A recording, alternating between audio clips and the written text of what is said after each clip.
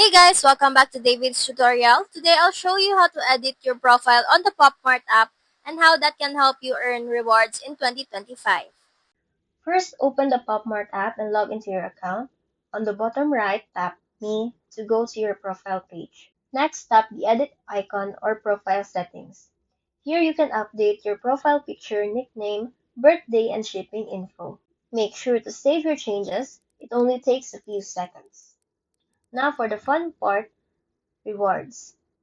PopMart gives you points and badges for completing your profile. Things like adding a profile picture or confirming your birthday often unlock bonus points or discount coupons.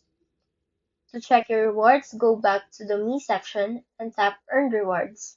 You'll see how many points you've earned and what perks you can redeem, like vouchers or early access.